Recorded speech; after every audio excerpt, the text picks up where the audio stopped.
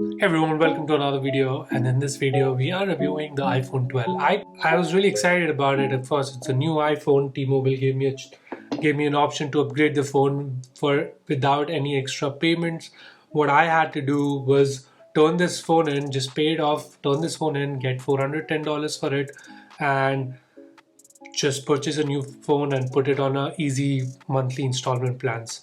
Overall, I'm paying $3 less than what I was paying for the iPhone 11 now that I've bought the iPhone 12 because of all these exchange programs and stuff. But if you want to read what are the calculations look like from T-Mobile, you can read in the description below. I'll put in a Notion page with all these calculations. It's kind of boring, honestly, but it is what it is. I have the iPhone 12 128 gigs. It's the white color. It's the same exact color which I had for the iPhone 11. But in this video, I'm going to discuss if it's, first of all, if it's worth to buy an iPhone. Second of all, the three perspectives. I want to discuss a student's perspective on buying an iPhone, on buying the new iPhone, a person who's working's perspective, a professional's perspective, and I'll also be talking about a videographer perspective. Being a vlogger that I am, who hasn't uploaded a video in 6 months, iPhones are a game changer for video quality. iPhones are a game changer for what you can film, and having such a powerful camera in your pocket at all times makes a huge difference, and I will talk about that as well. Let's just talk about the boxing, because I know there was a lot of discussion that iPhone is not going to include any earphones or not include any power brick. So first of all, this is what the box looks like. If you look at their boxes, one of them is definitely the 11 is much bigger packaging and everything. My 11 came with a charging brick, but the charging brick was the small charging brick which iPhone comes with, which is kind of shitty because it takes 3 hours to charge your iPhone. So why Apple did what they did, because people were already buying 20 watt chargers and they already had a bunch of chargers, so they said we'll just eliminate it. It's kind of funny because they increased the prices, eliminated the chargers and the earphones. Not good, Apple, but you could have just given us a fast 20 watts charger at the first place. But again, Apple's Apple and Samsung, and Micromax is trying to get back. Anyways, so if you look at the form factor of the iPhone 12, it looks much similar to the iPhone 5s. It's nice to hold the phone because it's not as slippery as the iPhone 11 was. Even with the case, sometimes because of the round edges, it wouldn't stay, and sometimes it will like just slip off my hand. But with the iPhone 12, it makes it much easier to hold the phone. Just feels much sturdier. They say that the screen is 4 times as strong as the iPhone 11 screen, which was already pretty strong, but we'll see how this holds off. It's great that iPhone is going towards like making shatterproof screens, making stronger screens, because the way we put it in our pockets with the keys and everything, it makes it it's kind of needed that you have to have a shatterproof screen. Let's talk about some of the features which are important. Of course, the first feature, which was the biggest one, was the 5G. So in this iPhone, there are bands all across of 5G. I have a T-Mobile connection, and T-Mobile doesn't have that many 5G towers, even though they show the maximum speeds I've gotten for 5G here is 36 to 40 MB per second. But if you go near a tower, for example, MKBHD just posted a story today showing that if you're near a tower, you can get speeds up to 1300 megabits per second, which is insane. So in their promotional video, they were showing 3 Gbps, but of course that's like literally have to have the 5G network right there, and that's testing scenarios. So the next big thing they mentioned was they have in the iPhone 12, they have the Super Retina XDR display. This is the same screen which they had in iPhone 11 Pro and in iPhone 11 Pro Max, which is great. The screen definitely does a wonder, because as soon as you look at it, it's such a huge difference. First of all, the screen is much brighter than it was in the iPhone 11. It looks cleaner. The pictures and the folders just looks a little more crispier than you would. It's hard to judge it by naked eye. So it doesn't really matter if you have a regular screen or a OLED screen. If you're like my dad, who wouldn't really care if it's an iPhone 11 or an iPhone 8, he would just use it for calls and messages. But for a person like me who's watching a lot of videos, who's filming a lot of videos, it makes a difference. Another big feature that they mentioned was the A14 Bionic chip. Honestly, I don't even think I should mention it, because of course, if you are bringing in a new iPhone, you're gonna make it as fast as you can. It's just the nature of any smartphone here. They always say that this is our fastest smartphone ever, but isn't that obvious that you're gonna make the fastest smartphone ever? Anyways, that's Apple. Talking about the Magsafe chargers, now that they haven't included the brick in the box, if you look on the back with the magnet paper, you'll see that they have these magnets, which is like a round, which also looks like the Apple Park they have in California. So they have this circle which perfectly aligns and sticks to the iPhone, which makes it easier to place it, or I guess to charge your iPhones. I'm not a big believer of wireless chargers, honestly, just because it takes literally 5 seconds to plug it in, and it costs much lesser to have a wire. And I like the wire because then I can be in my bed, I can be in a different position while I'm watching videos or doing anything. So MagSafe charger was a big feature. But I'm not going to pay $40 for a single charger. Let's talk about the camera. First of all, when I got the iPhone 11, I never made a review video, but iPhone 11's wide angle camera was something which was so fantastic that it just blew my mind. I've filmed a bunch of videos with just iPhones. I'm going to leave that link in the description so that you can check it out. I film in 4K, I film at 34 frames per second, and I film in wide if I'm filming with these cameras, and I film just the regular front-facing camera if I'm just filming a selfie video. But the wide-angle cameras does such a great job because, well, it's so immersive.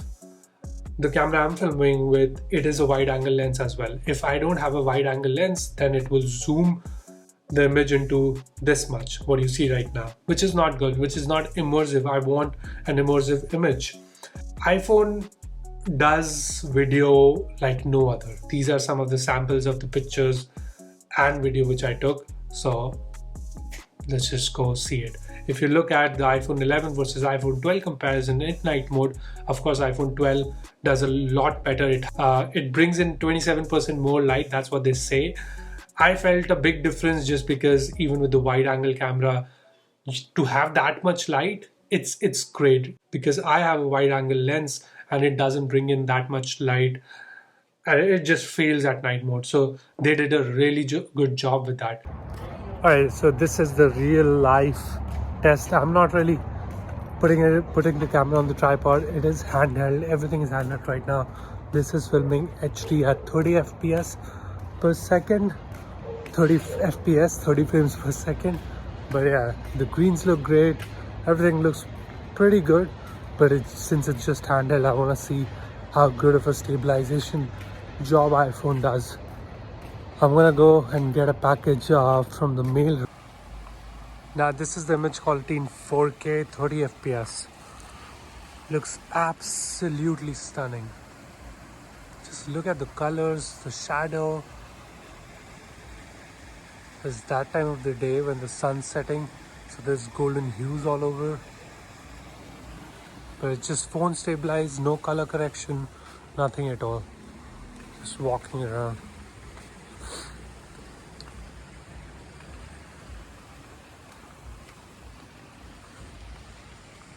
They also came up with the Dolby Vision format for the video, which I don't think 98% of the people care about, because it's just gonna look good.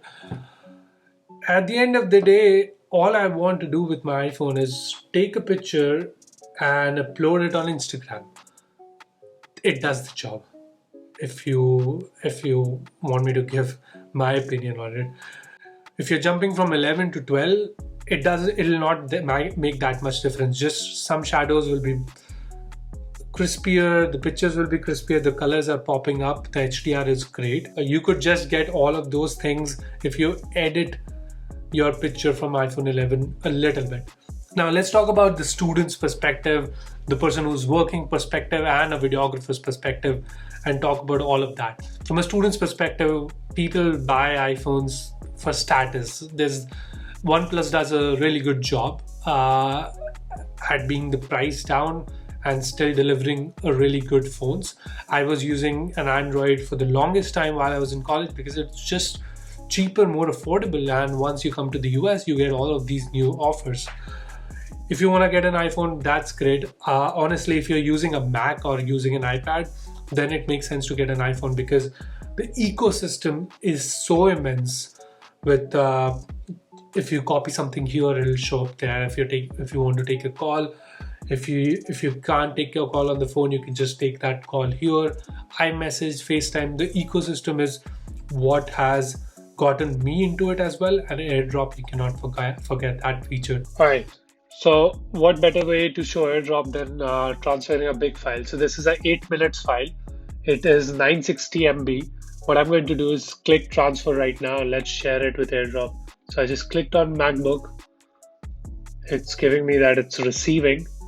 It's going on. Boom. That's it. That's all it took.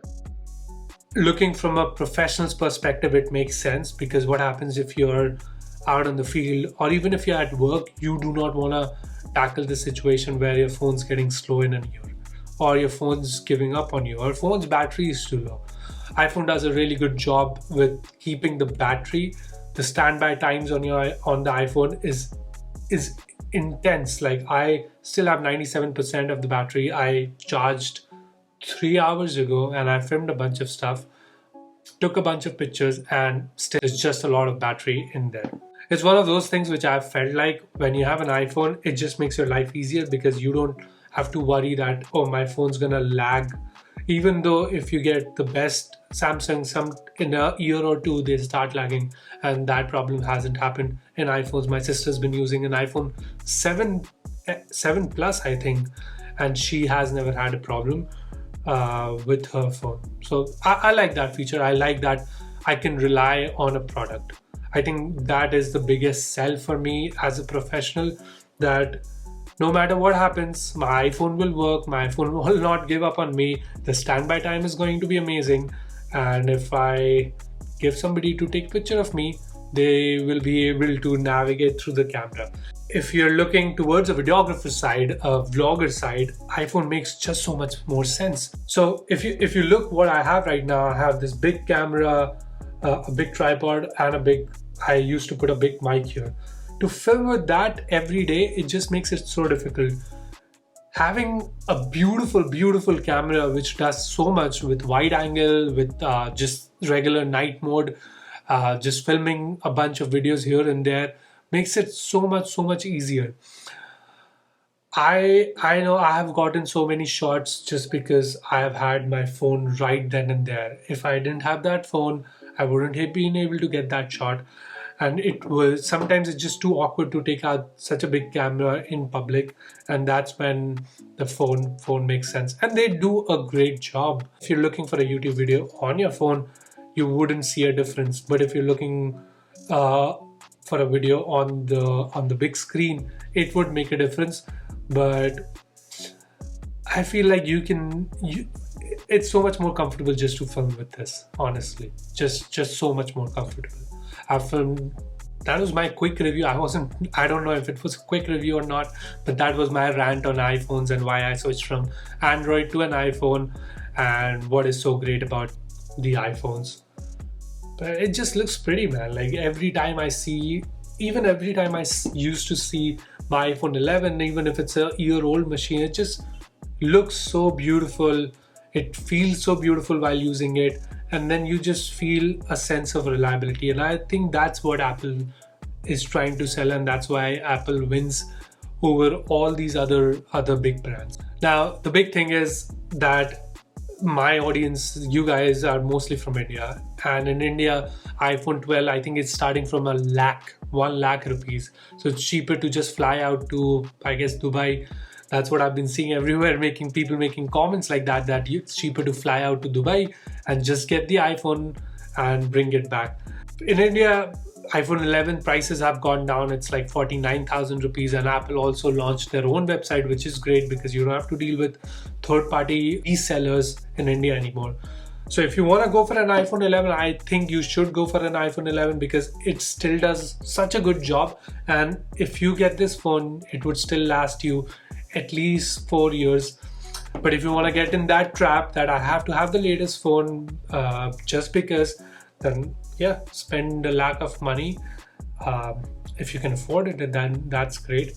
I could only afford it after I came back here. I've had like really shitty phones until my sister gave me a phone in my college, a S8. Before that, I always had like decent shitty given phones. So this is like the first iPhone I had, and only when I could afford it every month, that's the time when I bought it. But that's my small little rant about the iPhones and how good they are and why it makes sense if you have a Mac to buy it. If you don't have a Mac, then I just don't make sense. And of course, that's my cat. Every time this guy has to play around with things while I'm filming a video. All right, thanks everybody. Stay safe, take care, and I'll see you in the next one.